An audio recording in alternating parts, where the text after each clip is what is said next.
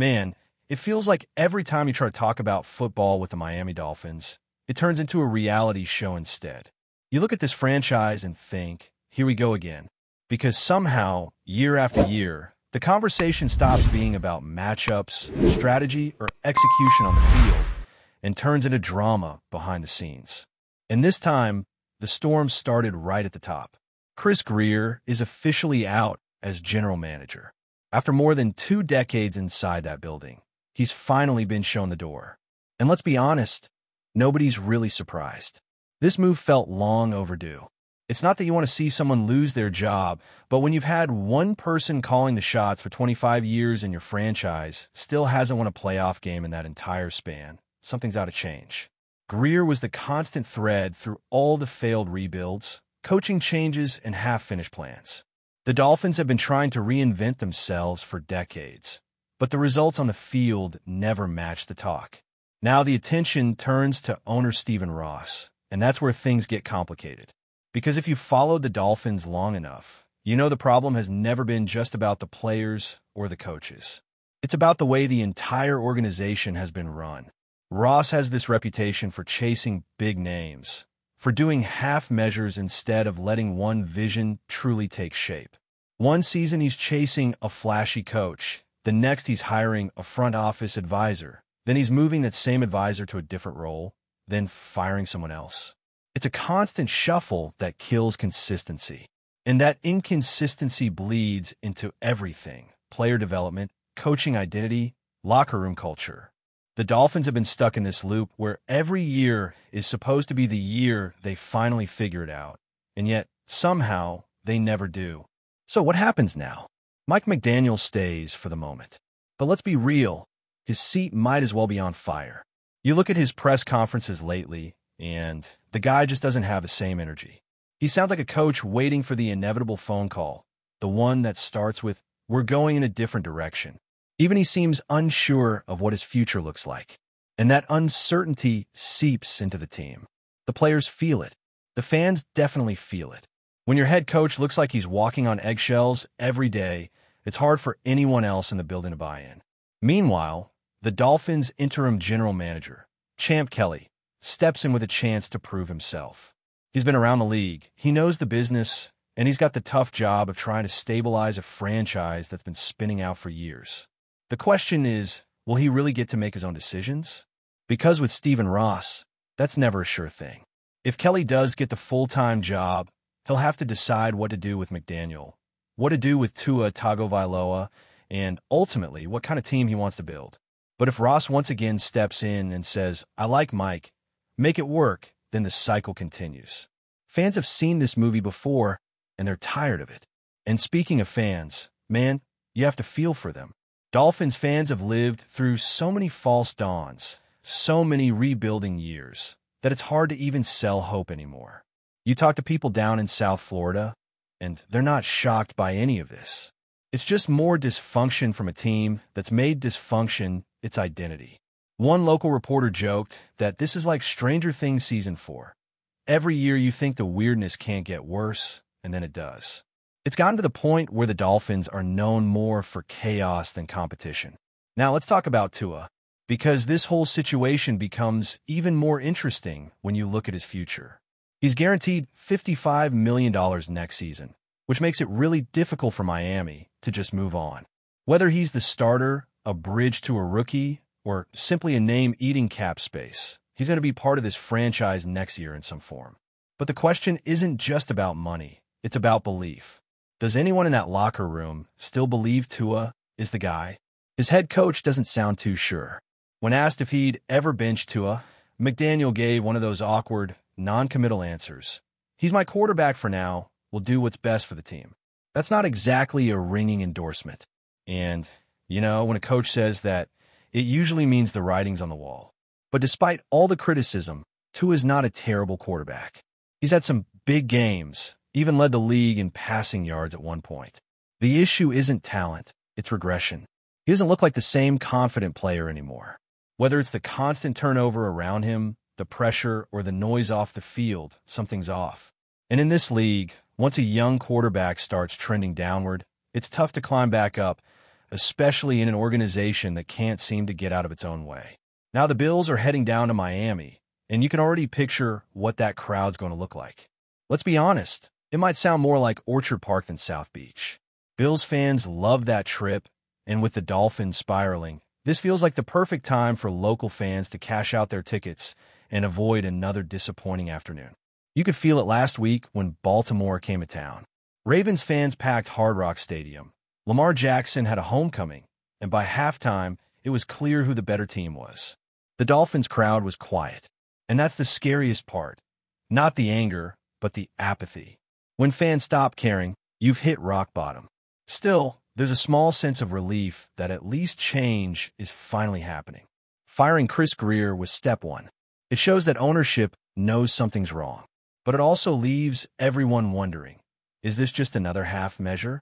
Because as long as McDaniel's still there, as long as Tua's still under center, it feels like nothing has really changed. Fans don't want tweaks anymore. They want a clean slate.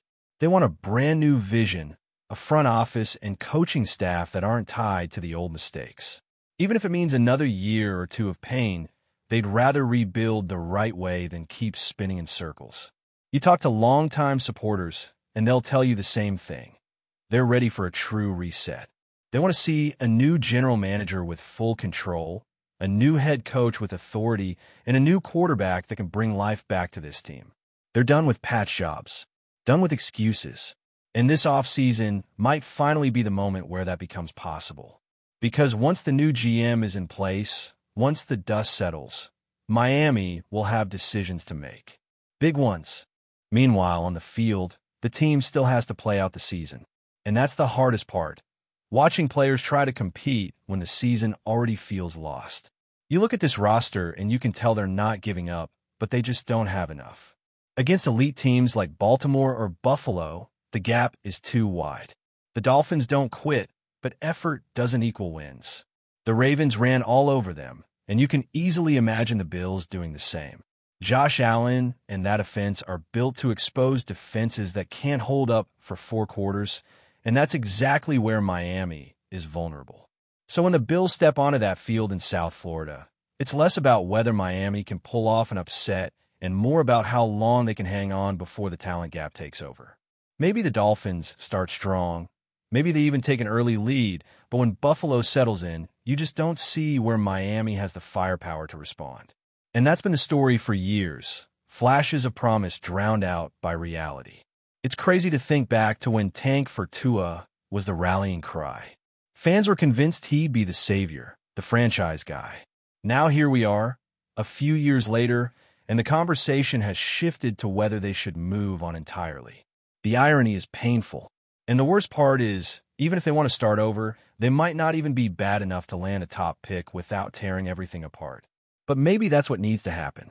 Maybe the only way forward is to hit reset again. New GM, new coach, new quarterback, and hope this time they actually stick to a plan. Because when you look across the city at teams like the Miami Heat or the Florida Panthers, you see what real culture looks like. The Heat have built a standard, accountability, structure, identity. The Panthers were once a mess too, but they hired the right people, trusted their vision, and now they're champions. That's what the Dolphins need more than anything, identity. Until they find it, they'll keep living the same storyline every year.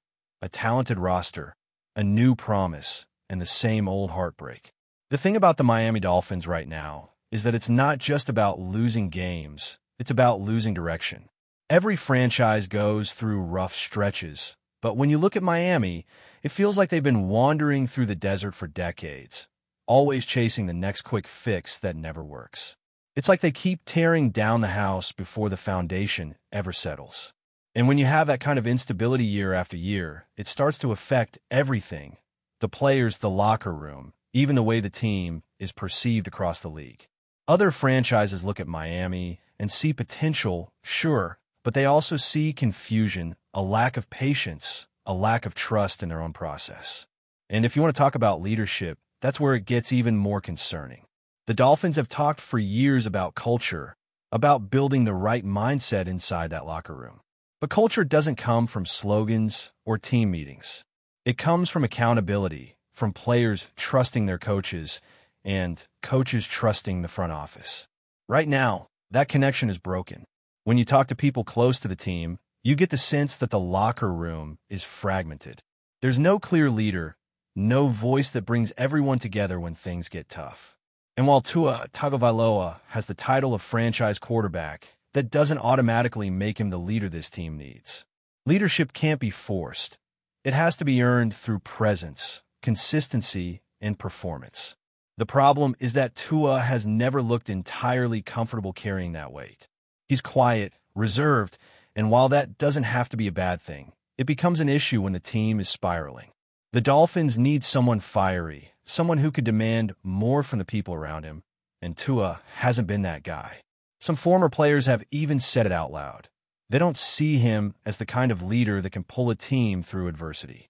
And that's not just about personality. It's about results. When your quarterback struggles on the field and your coach looks uncertain on the sideline, everyone else starts to drift. Then you look at the owner's box, and it's hard not to shake your head. Stephen Ross has been in charge long enough that the same pattern keeps repeating itself. He gets impatient, makes a big move, and when that doesn't work, he makes another one. Coaches come and go, general managers come and go, and the team stays stuck in the middle. It's almost like he's trying to buy success instead of build it. And that works in business, but not in football. In football, stability is everything.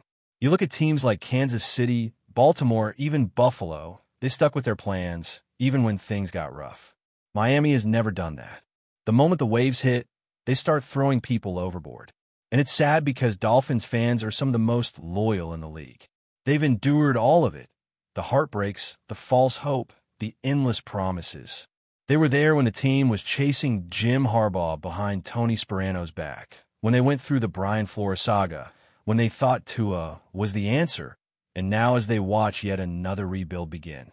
They've seen stars come and go, from Ricky Williams to Jarvis Landry to Tyreek Hill, and the story always ends the same way. A flash of excitement, a burst of potential, and then a slow fade into mediocrity. The vibe right now in South Florida is frustration mixed with numbness. People aren't even angry anymore. They're just tired. They see the dysfunction as part of the team's DNA at this point. It's become a running joke that Miami can't have a normal season. Every time something good starts to happen, chaos finds its way back in. And that's what makes this latest chapter so difficult for fans to process. They wanted to believe that McDaniel was different. His energy, his creativity, the way he connected with players, it all felt fresh. But now, with the losses piling up and his future uncertain, that energy feels hollow. The same enthusiasm that made him fun to watch now feels like nervous humor covering frustration. When you look at the rest of the season, it's hard to find optimism. The Bills are rolling, the Patriots are still scrapping, and the Jets, even with their own mess, look like they're already in rebuild mode. For Miami, every remaining game feels like an audition for who stays and who goes. Players are fighting for contracts, for respect, for a place in whatever version of this team exists next year. And that's a dangerous place for a franchise to be. Not because the players don't care, but because that kind of uncertainty eats away at morale. Before we dive back in, make sure to hit that subscribe button and give this video a thumbs up. Your support helps us keep delivering the latest Buffalo Bills updates straight to your screen. And hey, don't hold back. Let us know your thoughts on today's news down in the comments. Whispers have begun to swirl around Orchard Park, and the latest bombshell comes straight from the lips of Josh Allen. Or at least, that's how insiders are reading it. The Buffalo Bills quarterback, whose cannon arm and electric playmaking have made in the face of the franchise, reportedly sent a cryptic message that has fans and pundits buzzing. If he's coming back, then they don't need me. The comment, casually dropped during what was supposed to be an off-the-cuff media session, has ignited speculation across the NFL. Who is he? Some sources suggest it refers to a former Bills icon, possibly a wide receiver or even a coach, whose return could alter the team's offensive dynamics. Others believe Allen's statement reflects frustration over management decisions or looming roster shakeups. Either way, it's rare to hear a star quarterback hint at dissatisfaction so openly. League insiders describe the tension as palpable. Buffalo has long been perceived as a team built around Allen's explosive style, but whispers of potential internal friction could signal a shift behind the scenes. A return of a prominent figure could, in theory, create a hierarchy that diminishes Allen's role. Or at least, that's how some in the locker room are reportedly interpreting the situation. The quarterback's loyalty to the franchise is unquestioned, but this kind of message suggests that he is also acutely aware of his value and leverage. Fans have taken to social media in droves, speculating on what this could mean for the upcoming season. Will Allen bolt if his position is threatened? Is this a calculated move to shake the organization into action, or merely an emotional quip taken out of context? NFL analysts are already debating the implications, noting that tension between star players and management is rarely contained within headlines. It often spills onto the field. For now, the Bills' front office has remained tight-lipped, neither confirming nor denying any internal unrest. But if there's one thing certain in professional football, it's that when a player of Allen's caliber drops a hint like this, every rumor starts to feel like a news story. Orchard Park may be facing more than just off-season decisions. It could be on the brink of a drama that reshapes the team's identity, and the league is watching closely. That's a wrap for now. If you enjoyed the video and want to stay on top of all things Buffalo Bills, make sure to subscribe and hit that like button. We'd love to hear what you think in the comments. See you in the next update.